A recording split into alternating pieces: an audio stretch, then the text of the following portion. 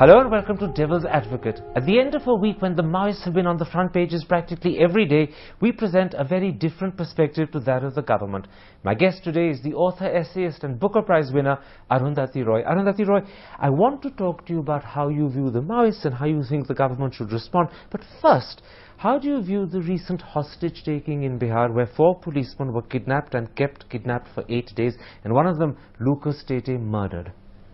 Well, look, I don't think there's anything revolutionary about killing a person that's in custody. So, I have made a statement saying that I thought it was just as bad as the police killing Azad as they did in a fake encounter in Andhra.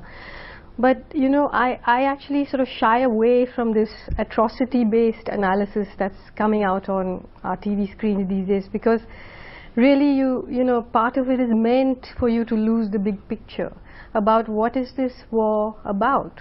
Who wants the war? Who needs the war? I want very much to talk about the big picture, but before I come to that, let me point out something else. In the last 1 year, the Maoists have beheaded Francis Induwar and Sanjay Ghosh. They've killed Lucas Tete. They've kidnapped other policemen.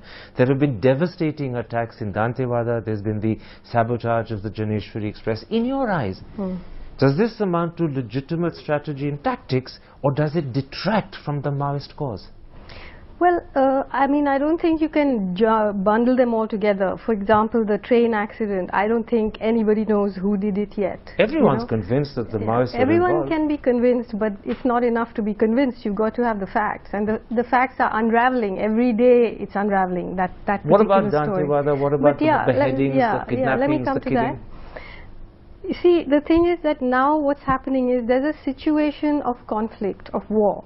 So you have set out a litany of the terrible acts of violence that have taken place, inflicted by one side, and left out the picture of what's going on the other side, which is that you have the tens of thousands of something like 200,000 paramilitary forces closing in on these poorest villages, evicting people, burning people, massacres. So, of course, all violence is terrible. But if you want to get into what is actually going on, we'll have to discuss it in slightly more detail. Because so what you're suggesting is that we have a spiral of violence where what one side does to the other justifies the response, and in a sense you don't want to blame one or the other, you see them both as equally guilty. No, I don't. I don't see them both as equally guilty, and I don't want to justify anything. I see a government breaking every sort of law in the constitution that it has about tribal people, an assault on the homelands of millions of people, and there is a resistance force that's resisting that.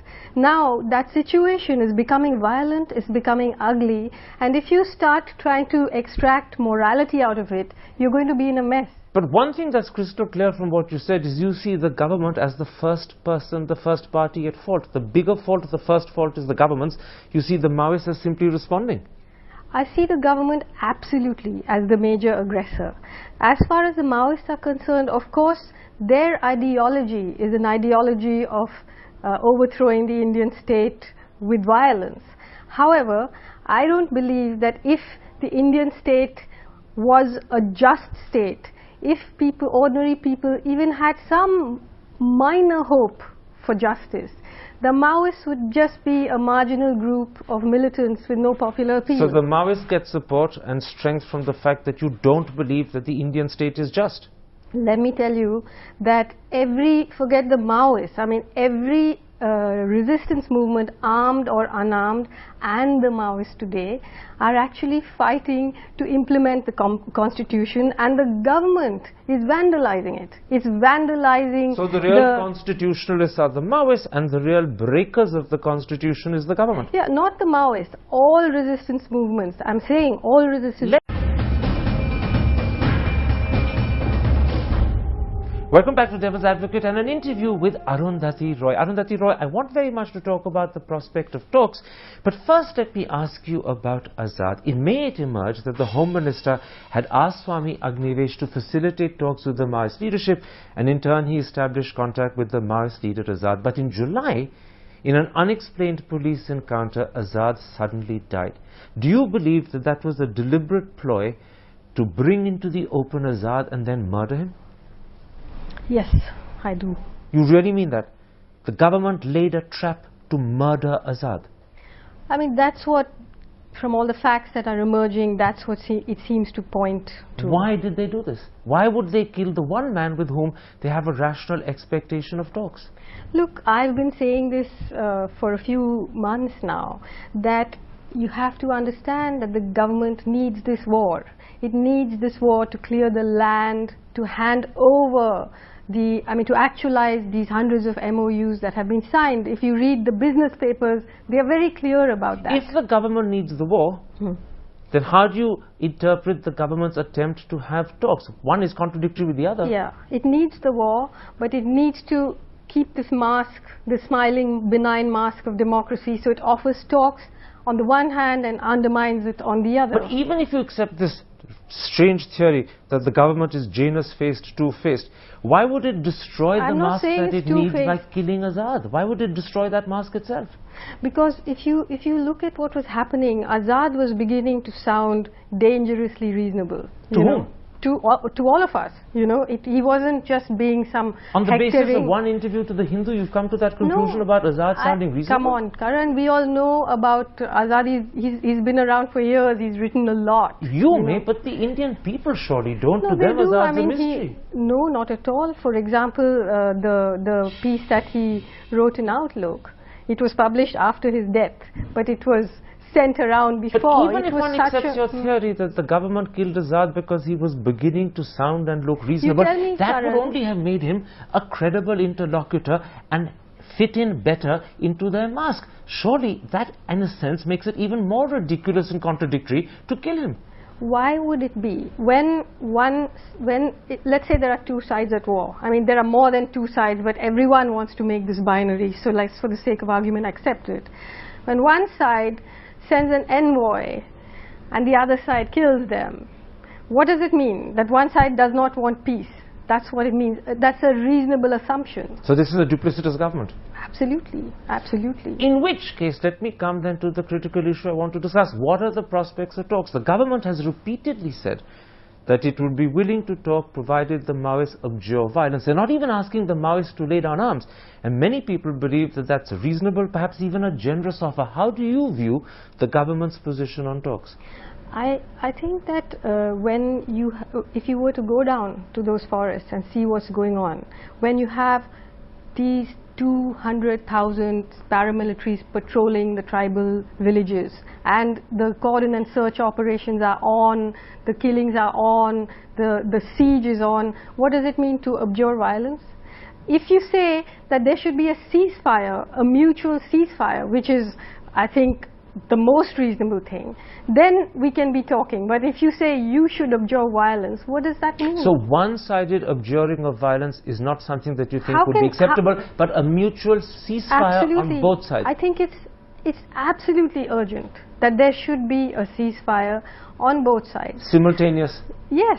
And government reports have said that these MOUs should be re-examined. Chidambaram himself promised in an interview that he would freeze them. Why doesn't he do that? Why doesn't he do that? He's probably waiting for a sign from the Maoists that they will respond. He doesn't want to do it unilaterally. They've responded in writing now. Azad has responded in writing. So let's focus for a moment on the Maoists, because they are the ones that have been in the news all this week. Okay. The Prime Minister sees the Maoists as the single biggest security threat to the country. I take it that your perception of them is completely different. How do you perceive the Maoists? I perceive them as a group of people who are the most sort of militant end of a bandwidth of resistance movements that exist in the cities, in the plains and in the forests. But what are they seeking to do? What is their justification? Well, their ultimate goal, as they say quite clearly, is to overthrow the Indian state and institute the dictatorship of the proletariat. That is their ultimate goal. Do you, Arundhati Roy, support that goal? I'm not. I don't support that goal, in the sense that I don't believe that the solution to the problem the world is in right now will come from an imagination, either communist or capitalist. That I understand, but do you support any attempt to overthrow the Indian state? I think, well, I can't say that I do, because they'll, you know, lead me away from here in chains. But that technicality apart, it sounds as if you do. However, I believe that the Indian state has abdicated its responsibility to the people. You know, I believe that. And I believe that when a state is no longer bound, neither legally nor morally, by the Indian Constitution, either we should rephrase the preamble of the Indian Constitution, which says which says that we are a sovereign, democratic, secular republic. We should rephrase it and say we are a corporate Hindu satellite state. Or we have to have a government that respects the Constitution, or we change the Constitution. Let me be blunt. It sounds very much to the audience as if you're trying to find a clever, subtle way of saying that you do support the Maoist commitment to overthrow the state, but you're scared to say it up front because you're scared that you'll be whisked away to jail. Well, look, if I say that I support the Maoist desire to overthrow the Indian state, I would be saying that I'm a Maoist. I'm not a Maoist. But you sympathize with them? I do sympathize with all the movements. I'm on this side of the line with a group of people who are saying that here is a state that is willing to bring out the army against the poorest people, not just in the country, but in the world. I cannot support that. Let me put this to you. You sympathize with the Maoist cause, but what about the tactics that the Maoists use? The problem is that the Maoists want to create a new democratic order, not by persuading people, not by winning legitimate elections, but by armed liberation struggle. To many, that is tantamount to civil war. Do you go that far with them? No, there's already a civil war. Okay? Now, I don't believe that a resistance movement that believes only in violence will lead to a new democracy. I don't believe that. Neither do I believe that if you doctrinally say you must only be non-violent, I believe that is a twisted way of supporting the status quo. So I think